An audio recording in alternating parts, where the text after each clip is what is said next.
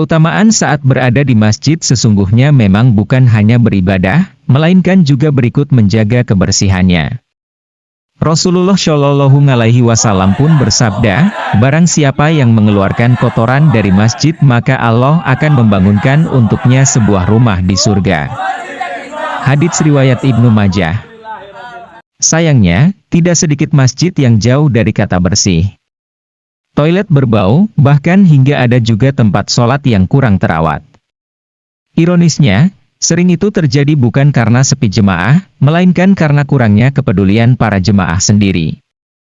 Keprihatinan itulah yang mendorong beberapa orang membuat gerakan relawan gratis bersih-bersih masjid dengan nama Ummu Mahjan Indonesia. Awalnya berjumlah 5 orang, kini anggotanya sudah puluhan orang. Inilah sekelumit kegiatan Yayasan Ummu Mahjan Indonesia. Kisah Ummu Mahjan menjadi inspirasi bagi kita umat muslim. Ummu Mahjan merupakan seorang wanita dengan kulit berwarna hitam. Ketika masa Rasulullah Shallallahu Alaihi Wasallam, ia dikenal sebagai sosok yang selalu beriman kepada Allah Subhanahu wa Ta'ala. Ummu Mahjan merupakan seorang wanita yang lemah dan berprofesi sebagai marbot masjid. Seperti pekerjaan marbot masjid pada umumnya, berbekal ketulusan dan keikhlasan ia rutin mengurus masjid. Masjid yang setiap hari ia rawat dan bersihkan adalah Masjid Nabawi. Berawal dari kisahnya, menandakan jika tidak hanya laki-laki saja yang bisa menjadi marbot masjid. Akan tetapi, perempuan pun bisa menjalani profesi tersebut. Setiap harinya, Ummu Mahjan senantiasa menyapu dan membersihkan Masjid Nabawi. Karena keimanannya, ia selalu menjalankan tanggung jawabnya dengan baik. Mulai dari membersihkan kotoran dan dedaunan, membuang sampah ke tempatnya,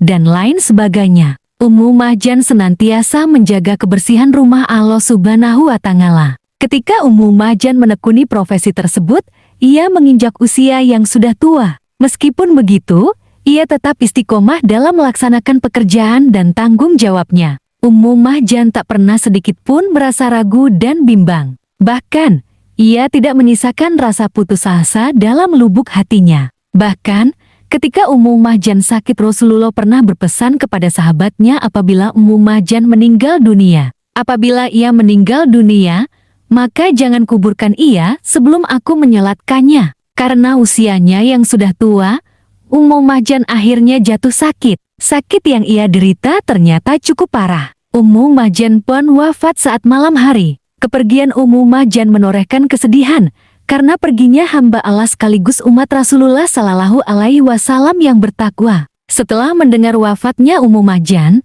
para sahabat kemudian bergegas mendatangi kediaman Rasulullah Shallallahu Alaihi Wasallam pada Isya. Akan tetapi para sahabat mendapati Rasulullah Shallallahu Alaihi Wasallam sedang terlelap. Pada akhirnya, para sahabatnya memutuskan untuk tidak membangunkan dan memberitahukan Rasulullah Shallallahu Alaihi Wasallam. Pasalnya, mereka khawatir akan mengganggu waktu istirahat Rasulullah Shallallahu Alaihi Wasallam. Ternyata, bukan hanya itu saja alasan para sahabat tidak menganggap Ummu Mahjan sebagai orang yang penting. Mereka beranggapan tidak masalah jika tidak mengabarkannya kepada Rasulullah Shallallahu Alaihi Wasallam. Setelah itu, para sahabat langsung memakamkan jenazah Ummu Mahjan di daerah Baqi al-Gharqad. Beberapa hari setelah meninggalnya Ummu Mahjan, Rasulullah Shallallahu Alaihi Wasallam kaget dan merasa heran. Pasalnya, tidak lagi melihat maupun bertemu dengan sosok perempuan yang kesehariannya membersihkan lokasi Masjid Nabawi.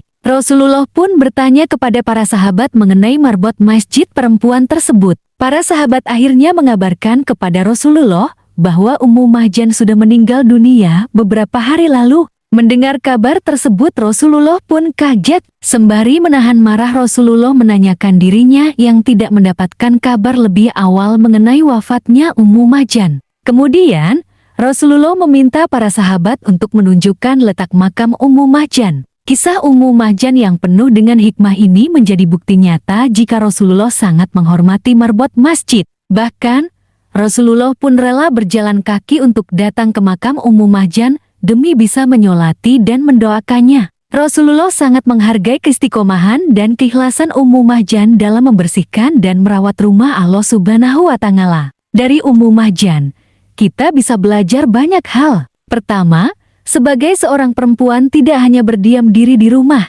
tetapi juga perlu melakukan bersosialisasi hingga bekerja untuk agamanya. Tak memandang perbuatan kecil atau besar, semuanya mendapatkan pahala terbaik di sisi Allah Subhanahu wa Ta'ala. Selain itu, dari kisah Ummu Mahjan kita tahu bahwa Rasulullah Shallallahu Alaihi Wasallam sangat memuliakan orang-orang yang tulus ikhlas menjaga, merawat, dan mengurus masjid.